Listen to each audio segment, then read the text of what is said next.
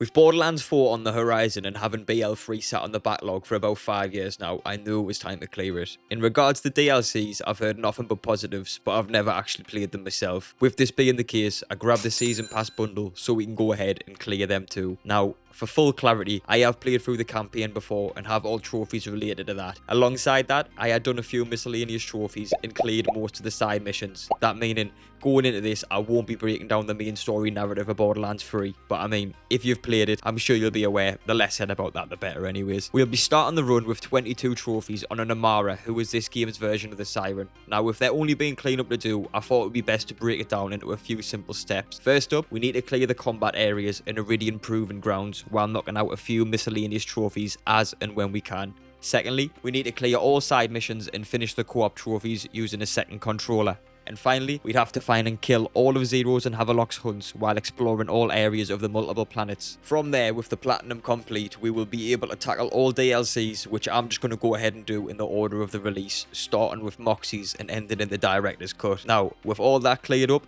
let's go ahead and get cracking.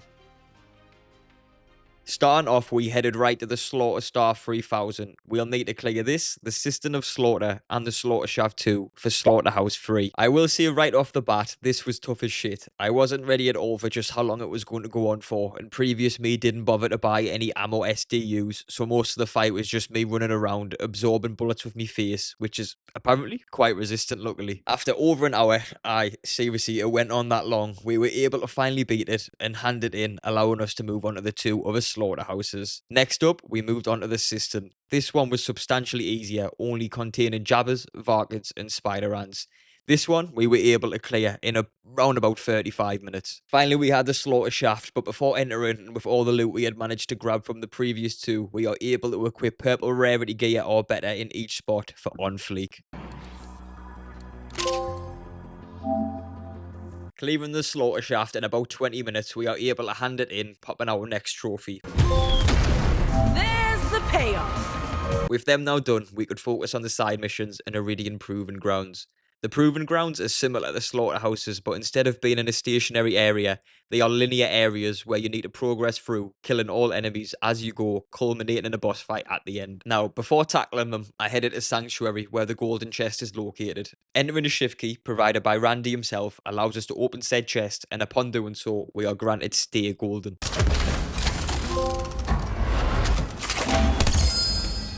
All geared up, we now headed to each Iridian ground to finish them. Having noticed there was a trophy for manufacturer loyalty, I've been making sure to get kills with all 9 of the manufacturers. You need 100 kills for each manufacturer, so 900 in total. Now, thankfully, I usually do switch up guns often when playing these games, so I did have most already, and after getting our last kill on a jabber using an Atlas gun, we are granted rewards card.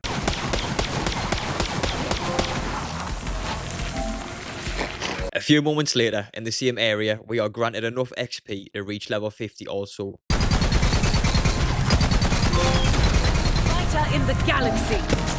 Finishing up that proving ground, we head back to Sanctuary and see our old pal Crazy Earl. Buying 20 pieces of gear from him grants us. With a new outfit acquired, we can press towards Proving Grounds for our final trial. Again, it's just a bunch of rooms full of bandits we need to work through before meeting the Hag of Fafor at the end. Dealing with him, we can hand it in, meaning step 1 is complete. Would you like to know what they told me right before they vanished? Now, on to step 2. First and foremost, I thought I would just go ahead and clear the co-op trophies first so they were out of the way. These were simple tasks like winning a duel and reviving a teammate.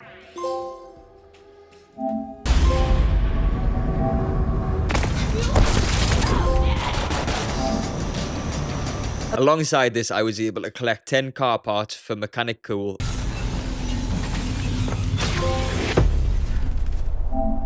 And win a grenade using the vending machine for dropping loads. I've been dropping loads around this fucking house like a goddamn dump truck. Well, And since we were on Sanctuary anyway, I also headed to the firing range where getting a perfect score grants us our next trophy.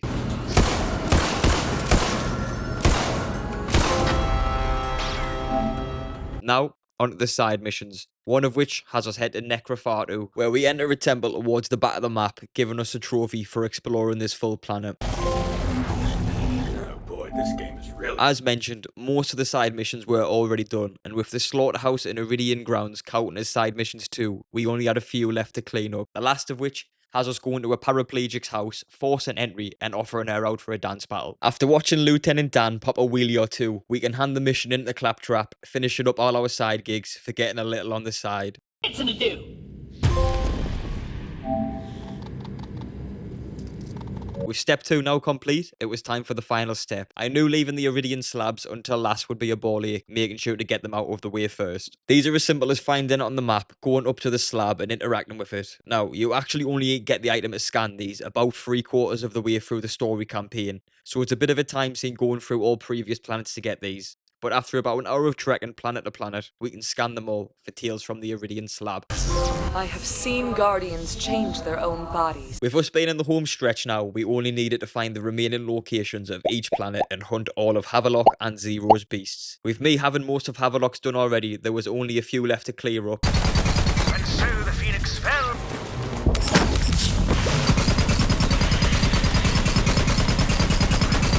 Well struck, Vault Hunter. Hello. While hunting down a Zero target on Promethea, we are able to find Katagawa's pleasure pit for another exploration trophy. With our last Zero assassination in the Cathedral of the Twin Gods, we headed there and pressed on towards the final area of the map, dealing with Crushed Jaw and grabbing our trophy. People need gimmicks. I understand. Real. With all of that now done, all that's left is to fully explore Pandora and Eden 6, both of which ended up being a little bit of a nightmare. First up was Pandora, in which a few sub-locations were missing. Most of them were easy, but a couple were literally a case of going to every slightly grey part of the map and hoping it is what you were missing. More often than not though, it wasn't. But after a bit of trial and error, we were able to pinpoint this small garage, which is completely blue already by the way, meaning fully explored already.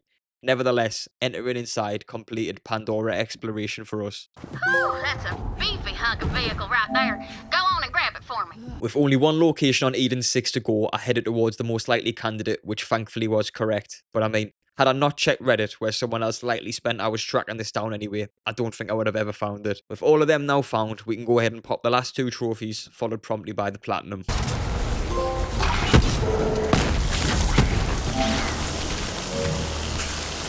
I am the greatest.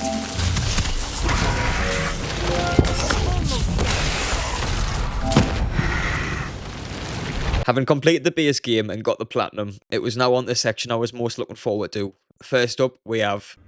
Ready to bring down the house, sugar?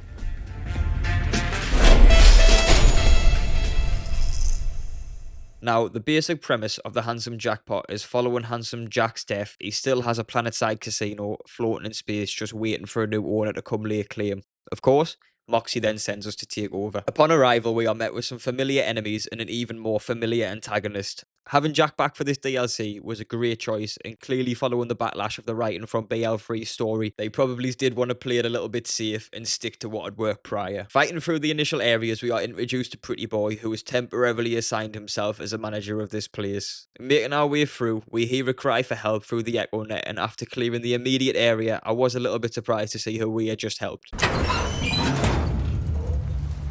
No, don't shoot, don't. This is not what it looks like.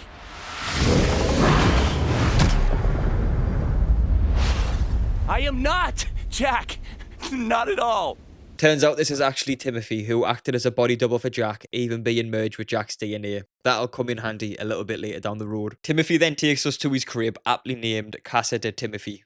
After a brief back and forth between him and Moxxi, we learn Timothy only wants to get off this casino and will help us take over to make sure he can leave. We won't be able to do this ourselves though, so he directs us to assemble a crew. Ember being the first we need to recruit, who is located in the Vice District. After interacting with a few of the local talent, Ember then comes through and asks us to deliver a gift to her new neighbours, Pretty Boy's goons. Grabbing Ember's package and planting the bomb, she comes through and tells us to meet her. Clearing out the ambush, we are introduced to Ember, who is more than willing to help us as long as we can go and grab her tools from her ship located in the impound lot on the other side of the casino. Skipping over a good few rooms where it was just more combat with Hyperion robots, we are met with Freddy, a bot mechanic and hacker who will help us free the ship as long as we go and free his bot buddy. Thankfully, he is only on the other side of the lot, and after returning him to Freddy, we are able to grab Ember's tools and be on our way. Having recruited Freddy and Ember, we were on our third and final member, the Mayor of Trashlantis, an underground city formed from all the rubbish of the above casino. Our general task down here is to help Trashlantis by grabbing an AI chip to create a repair bot who can reinforce the beam protecting the city. The first parts we need are acquired by simply killing a few loaders, and the next is inside an old friend.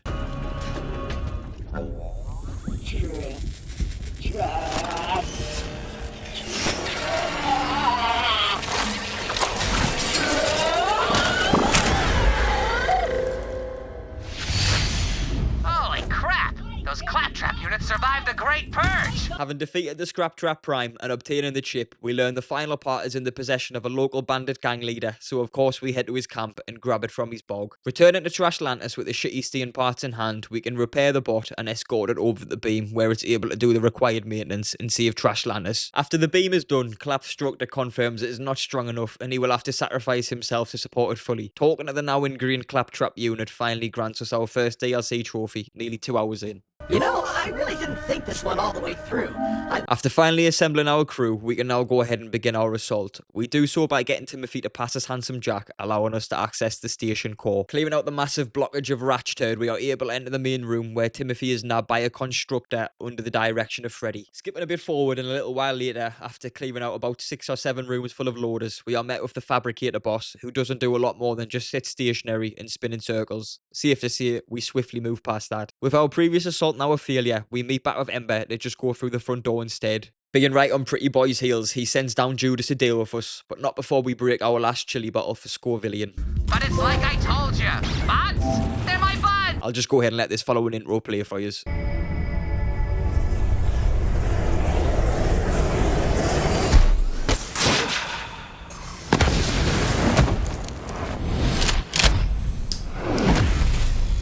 Them jiggle physics after his kegs were ripped off were nasty work. Gearbox, I see you. Sadly for Freddy, he's quite prone to butcher bullets to the face, so he goes down with ease. Next up is Pretty Boy himself, and of course, his giant mech Jack. This was a pretty well made final boss to be fair, but with the butcher in hand and a bit of evasive movement, we are able to take him down. With the sequence in place being activated to drag the casino into a black hole, we need Jack's clearance level to override it, and with Timothy locked in his cell unable to reach it, he chooses to sacrifice his hand, allowing us to cancel the sequence. He then decks up in some zesty ass position. Bruh, it was loose, it's open. Speak to me, old toothless one. Moxxi then takes control of the casino as planned, and we get our trophy for finishing the DLC. With that now cleared, we can move on to the few miscellaneous trophies we have left. Unlike the rest of the DLCs, we don't actually need to clear all the side missions except one. Our 4th trophy was for killing the Wandering Deck Collector, a random spawn who becomes available after one side mission. The next was for simply destroying all statues of Pretty Boy for Ember. Beautiful. Followed promptly by Killer Luck for completing the Mayor's outfit, essentially meaning killing specific enemies around the map. With there only being 5, this was a breeze. To end the casino DLC, I thought it would be fitting to leave shoe money tonight until last, in which we need to hit a 21 in blackjack. It took a few spins, but after a couple attempts, luck was on our side, and we can go ahead and pop the trophy. Oh, what were you thinking? I know they tried to kill you and all. With that all now said and done, I'd go ahead and put Moxxi's DLC at about an 8 out of 10. This is right on par with Borderlands 2 DLCs, of which I enjoyed them all and have replayed them numerous times. I think bringing Handsome Jack back in some form and having Moxxi as the lead for the DLC was a great choice, especially with it being the first release fresh off the heat they got for the narrative of Borderlands 3. For completion, it only took about 3.5 hours, which was perfect for me honestly, as it didn't really outstay its welcome. With all that said, next up we have... Anyway, please do us the honor of joining us for a weekend of guns, love, and tentacles. What more could the heart desire?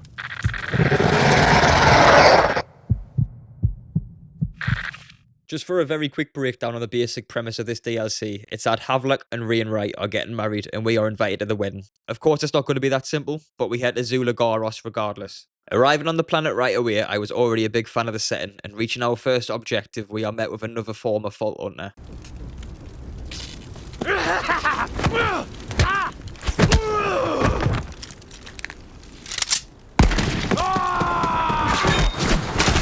Nice one, babe.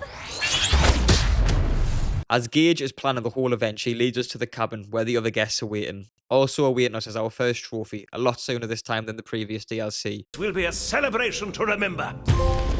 Okay, Wedding planner powers? Having Wainwright come through to us in private and ask us to meet him in town, we promptly head off, meeting him at the gates of the venue. With them being locked, we need to find an alternative route as he's adamant he needs to see the venue. After finding a back room to head through, we are met with a group performing a seance over an open portal and introduced to our main antagonists of this DLC, Eleanor and Vincent. Having taken down Vincent, we watch a ring fall from his finger and jump onto Wainwright, but as he is about to be kidnapped, Gage comes in riding Deathtrap, who manages to grab him before he falls. Following the cutscene, we return to the lodge, where Wainwright is looking more dead-eyed than Groom, which makes sense as he then hands us the boomstick for safekeeping.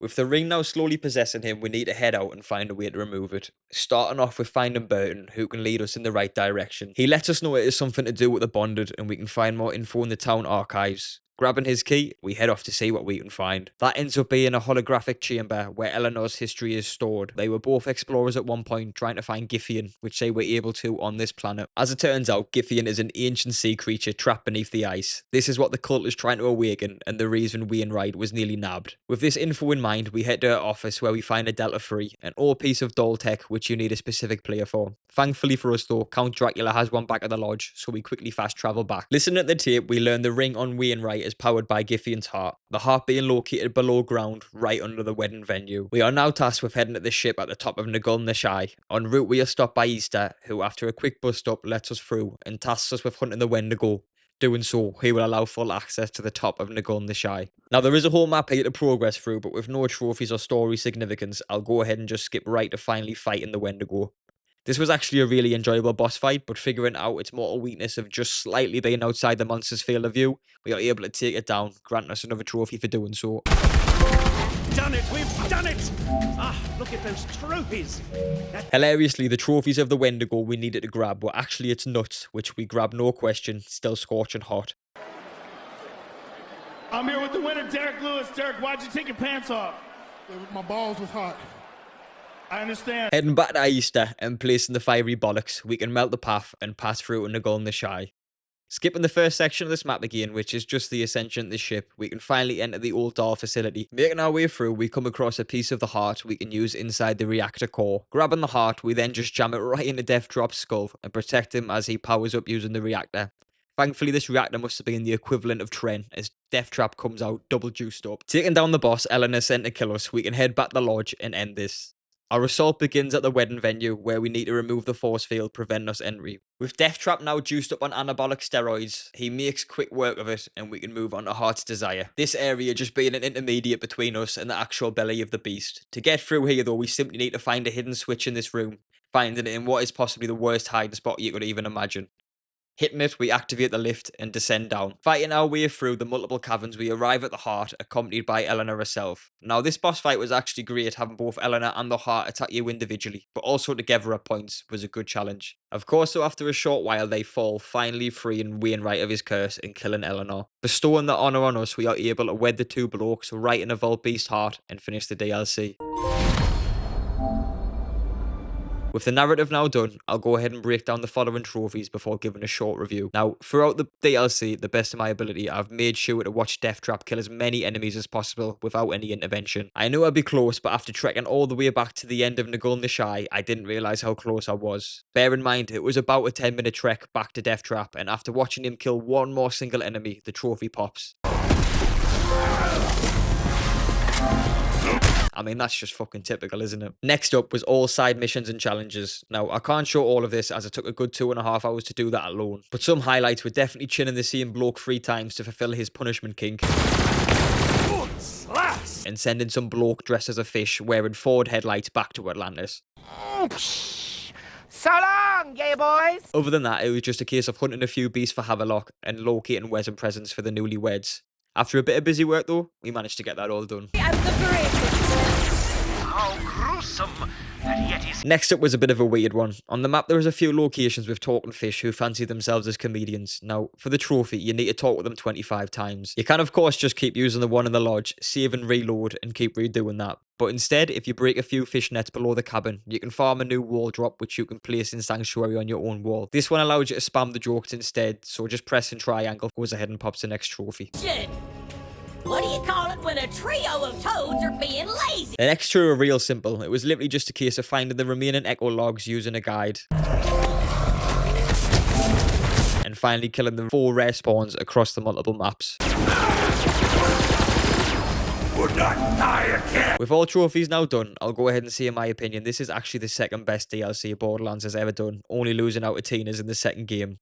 Don't get me wrong, I am a bit biased as anything horror themed I'll always lean towards, but just the actual narrative layout and locations you go to are great. The atmosphere of the DLC is amazing too, with a Lovecraftian vibe and some great side characters. Now, with all that said, I'll probably put this at around about a 9 out of 10. If you were only going to buy one DLC, personally I would recommend it be this one. The total completion time on Guns, Love and Tentacles came in at about 6.5 hours, so quite large in comparison to Moxxi's, but anyway, enough said. Next up is...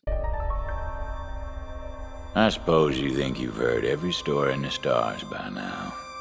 Stories of war, lawlessness, death. After all, can't kick over a rock in this galaxy without finding some blood underneath. That said, this story's bloodier than most. It's about a town, a little scrap of barely anything, holding on for dear life on a rock named Gehenna.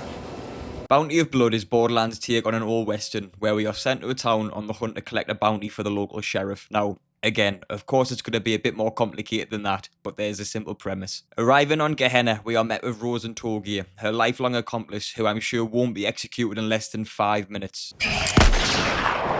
Oh, never mind. Rose directs us to the town where we are sent to meet the sheriff in the local tavern, because I mean, of course we are. After a quick bust-up with the locals, the sheriff makes his appearance and directs us to the massive rock in the centre of the town. It's at this point he lets us know the bounty he needs completing is for the Devil Riders, a local gang he has been at war with for ages. Fortunately for us, we are able to be acquainted with them right away as they go ahead and attack the town. Defending the market, we are called back to the rock where we meet the Devil Riders leader, and of course it's...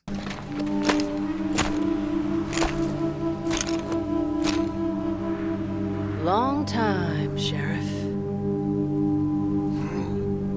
Butcher Rose.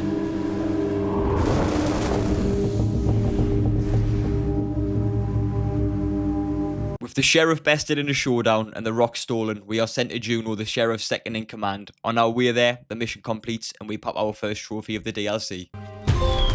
Rose left her mark on the town. And a smart... Now, I think the sheriff might have misspoke when he's saying Juno. What I think he meant to say was Dwayne, as this motherfucker could very well be the Rock in a wig. Anyway, with Mrs. Johnson's new promotion, she confirms the bounty will be honoured, and we now know Rose is our target. We are sent to Ashfall Peaks, which is the Devil Riders' hideout atop a mountain. Having gained access through the front door by lobbing a massive firework at it, we learn the hideout is actually a bathhouse. Quite the juxtaposition considering they are bloodthirsty killers taking Radox baths, but I mean, hey, recovery is vital after all. After a bit of busy work destroying all the valves and setting the place alight, we are able to push through and challenge our first boss of the DLC. I'll just go ahead and let this one play in full for you.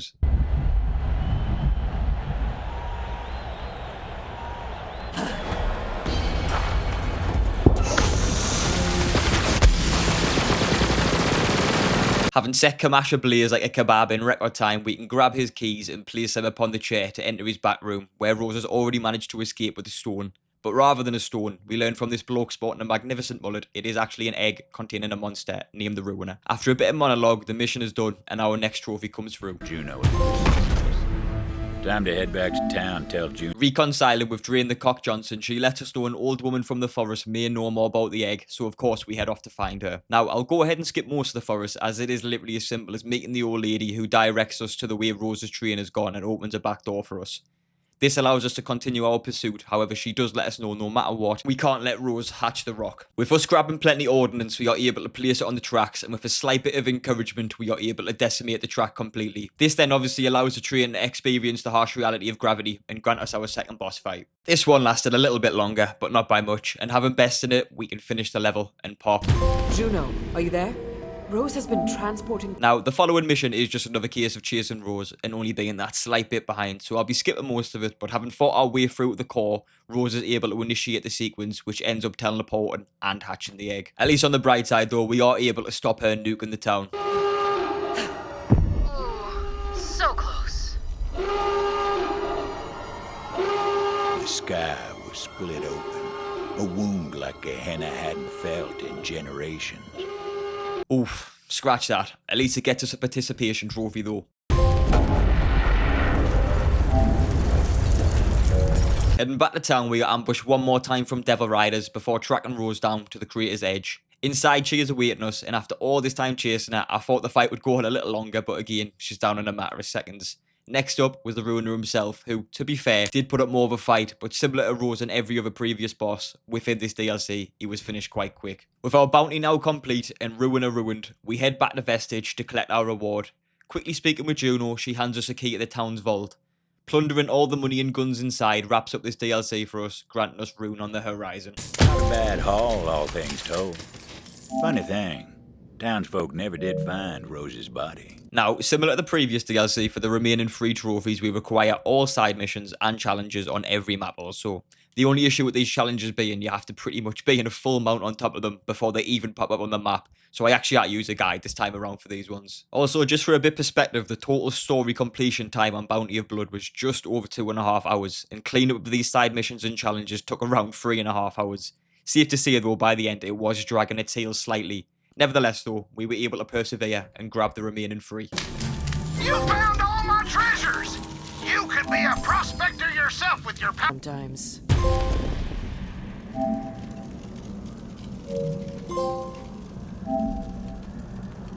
For a quick summary, I'll say story-wise, I didn't think this one was as strong as the other 2, personally anyways, as I've seen a lot of people say this is actually their favourite, but I mean, Rose herself is probably the best villain so far. Setting-wise, it was also top-notch, and the bloke doing narration throughout was great.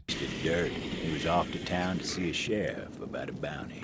As I say though, it did slightly drag on a little bit at the end, but other than that, it was overall another great DLC. Probably is about on par with Moxxi's at an 8 out of 10. Having cleared that though, let's move on to our final DLC.